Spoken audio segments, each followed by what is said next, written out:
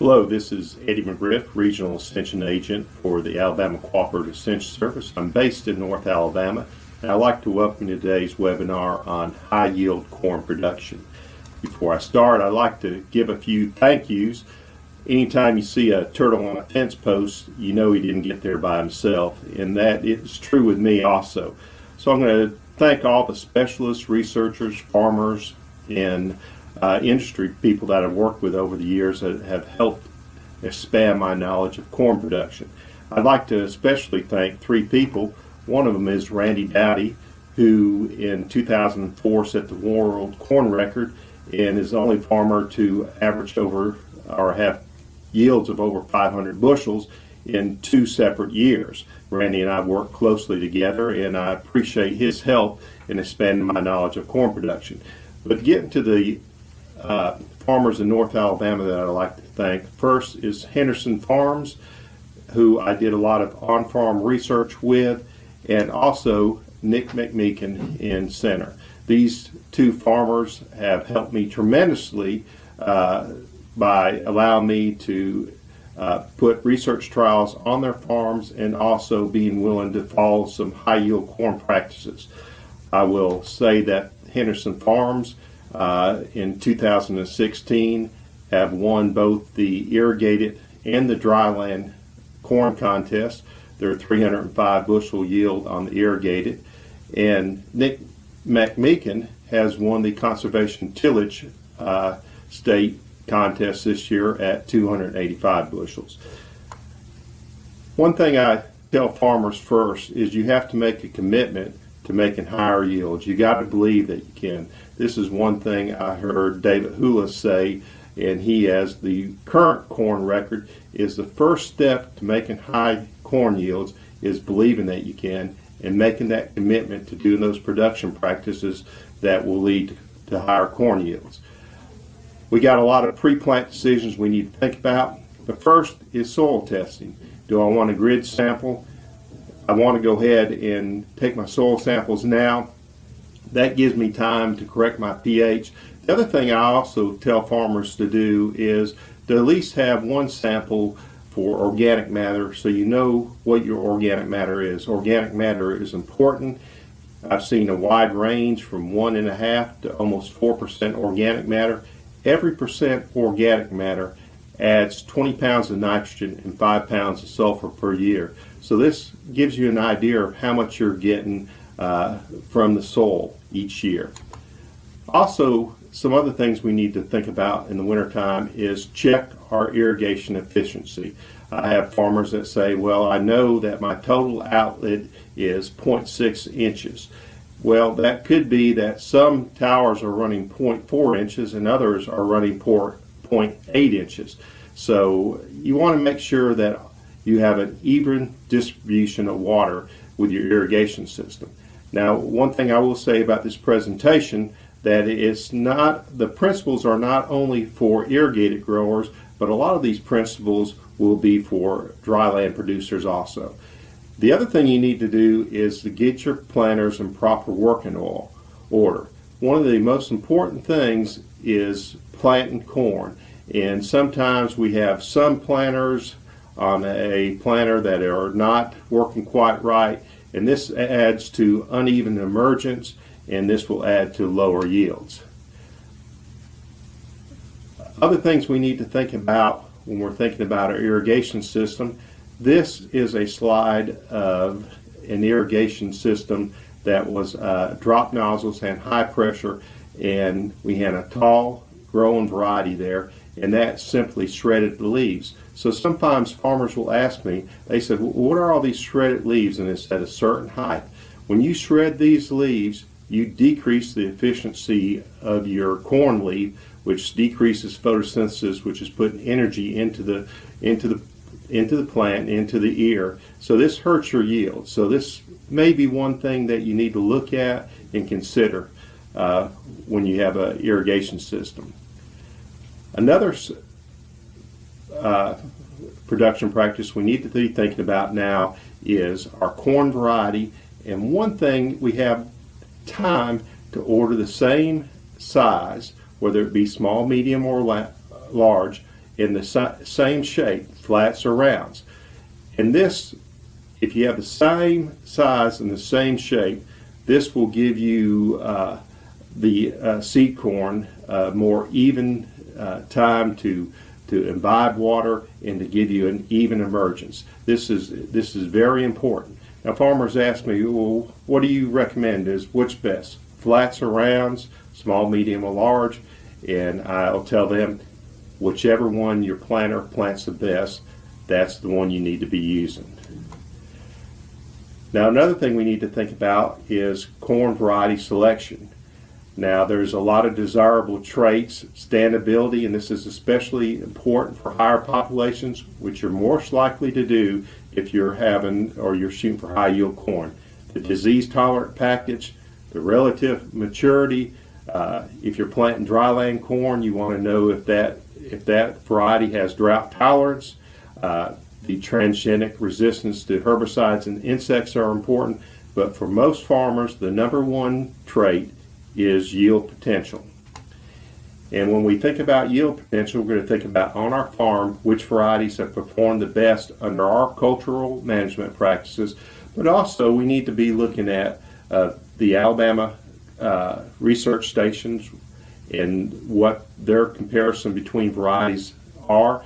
And this is the website that you would go to get the 2016 Alabama corn reports. But another site that I would look at is the National Corn Growers Association contest, the state winners. I'd look at these state winners and I see what varieties they were planting, and this will give you the genetic potential of those varieties, or not the complete genetic potential, but the potential that we've got to make high yields. Now, when we start talking about planting decisions, the next thing we want to think about is what is our seeding population. One thing is to look at your previous year. If you've got 3/4 of an inch tip dieback, that's a good start for determining perfect planting populations.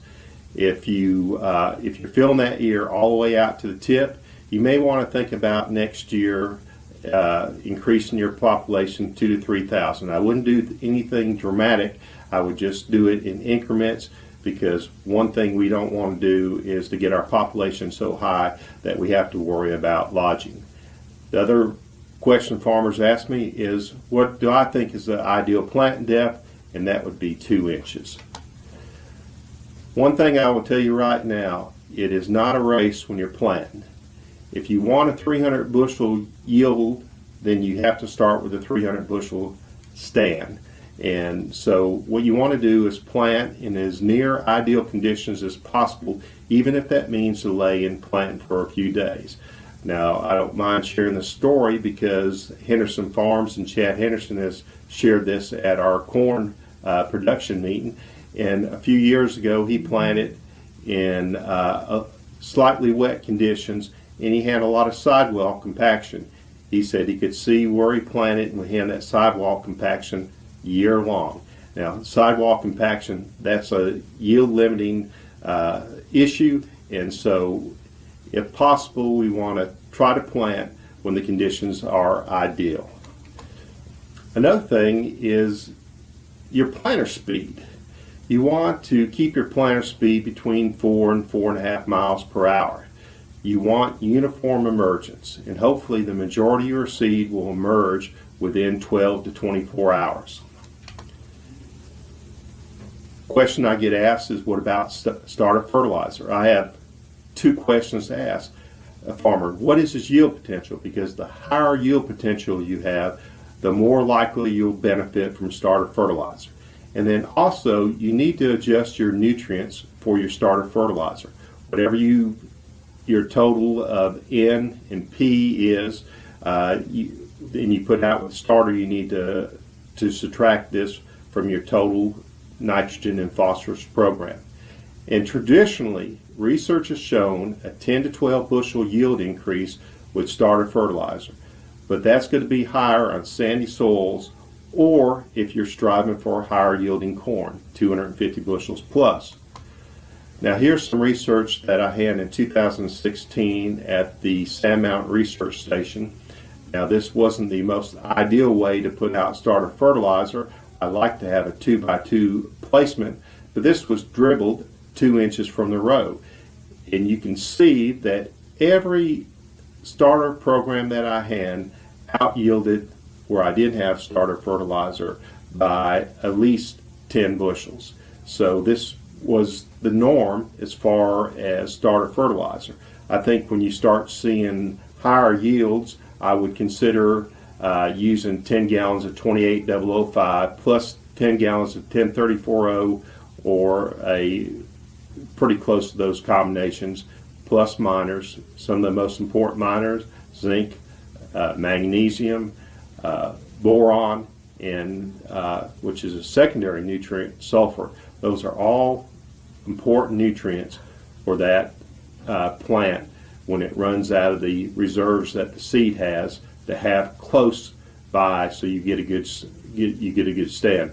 And one thing we've seen is that for your higher yielding farmers, those are making 250 to 270 plus, they might want to look at putting your minors or your starter fertilizer on both sides of the row. In other words, dividing that 20 gallons of combination of 28005 or some formulation close to that, and 10340, and putting, if it's 10 gallons 20 or 10 gallons total, you might want to put 10 gallons on 2x2 on one side and 10 gallons on a 2x2 on the other side. This is really for your growers that are really striving for those ultra high yields of, I would say, 275 plus. Nitrogen. How much nitrogen should I apply? Well, that would depend on what your yield goal. For every bushel that you're striving to make, then you would look at putting 1.2 pounds of nitrogen per bushel. So if you're shooting for a 200 bushel yield, 240 bushels of nitrogen is what I would strive to apply. Now, one thing I will say is that most of our high-end corn growers are much more efficient than 1.2 pounds of nitrogen. Most of them are 1 pound of nitrogen per bushel or a little bit less. And this, several factors could play in that, and one is getting back this organic material. The higher your organic material in your soil, the more nitrogen that's going to be released. The other thing I would do is use split applications. Remember, nitrogen is highly leachable, and I would fertigate if possible. And the last application of nitrogen should be at tassel or just prior to tassel. For high yield growers, I would recommend taking tissue samples every week. This will give you an idea of what nutrients you may be short on.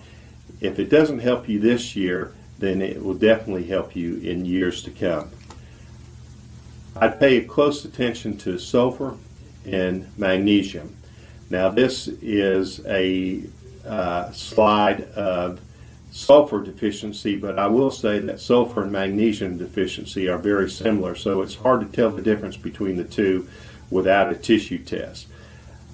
Now, I work with both Nick McMeekin and Henderson Farms, and they took weekly tissue samples, and both of these are high yield growers. One field averaged 296, the complete field, over the irrigation and the dryland portion, the dryland corner. So this means that his irrigated was well over 300 pounds, and then on Nick McMeekin's, his was 285.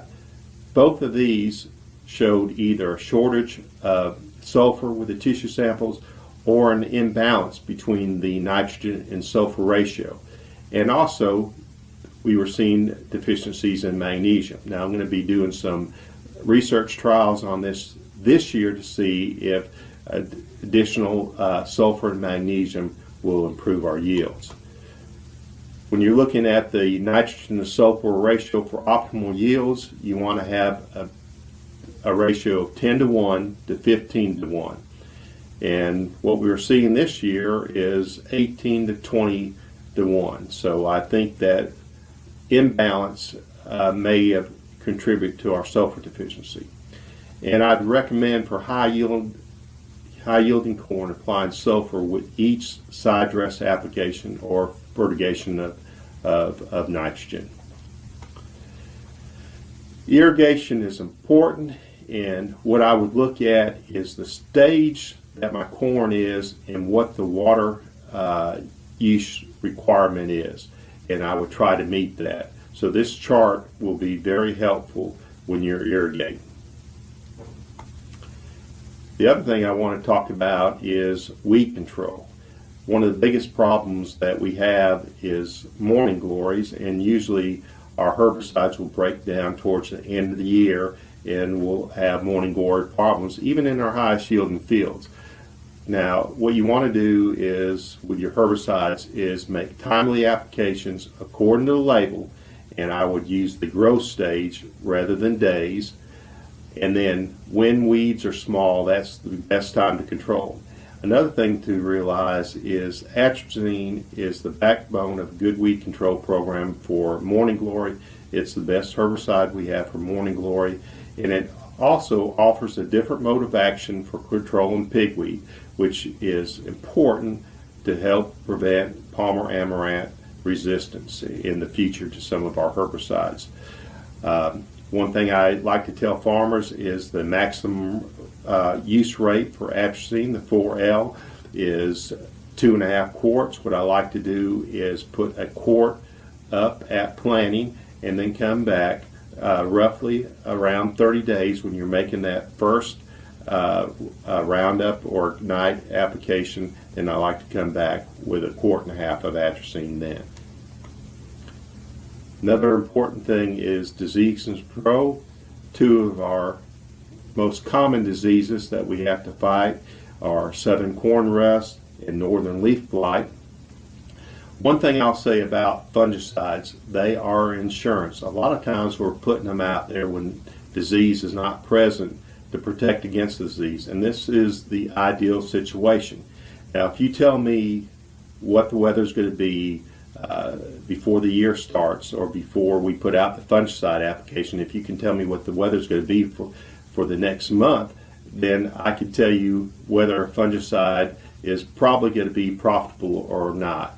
Now, this year we probably didn't get the benefits from fungicides because we had a very dry year, but remember, they're insurance.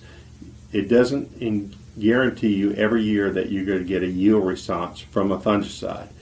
Usually fungicides are put out around tassel unless when your scouting disease is present earlier.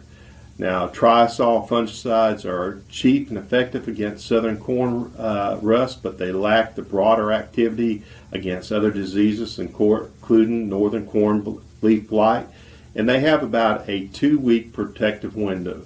One of the advantages they have over the strobilans is they have some curative activity if disease is present.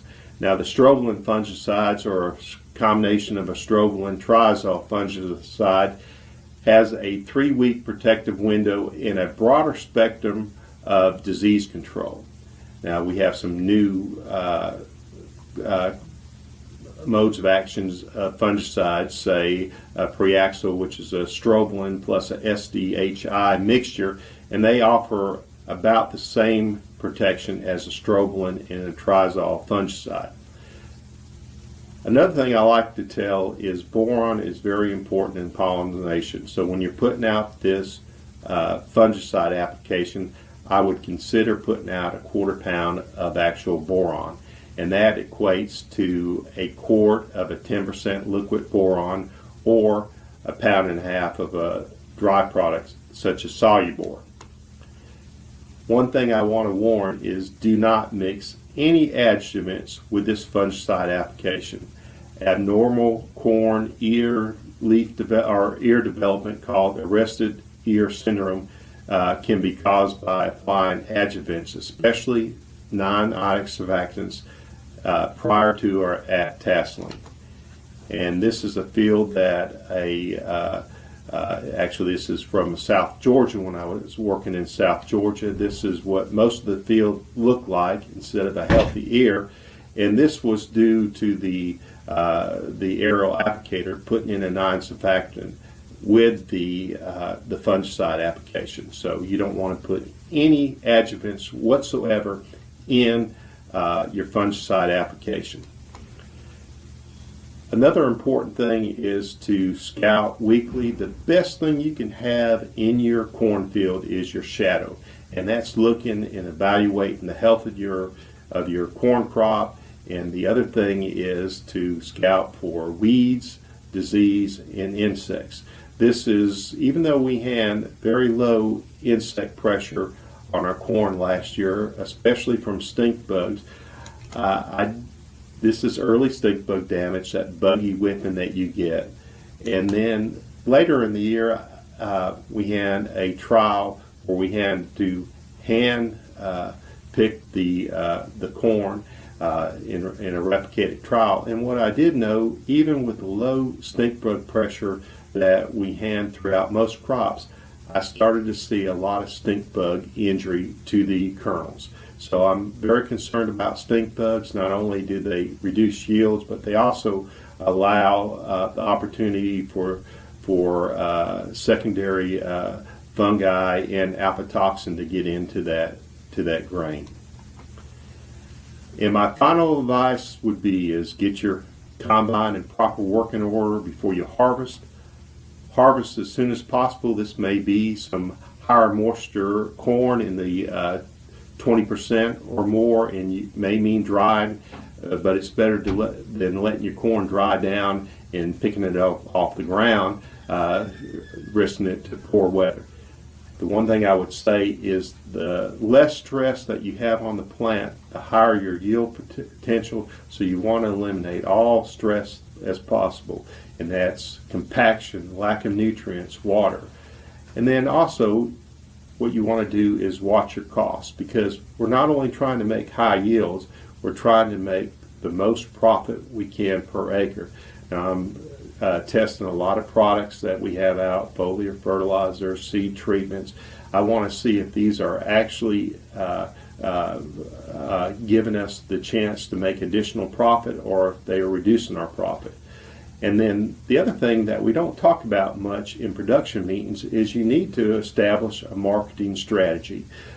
Too often we concentrate on reducing the inputs to our crop. We concentrate on making higher yield, but we don't concentrate enough on getting more for our crop. And finally, I send out email updates on the crop, and if you like to get one of these email updates, you can email me at dem0029@auburn.edu, or you can call me anytime on my cell phone. I'd like to thank you for your attention, and I hope you make high yields and get a good price for your corn next year.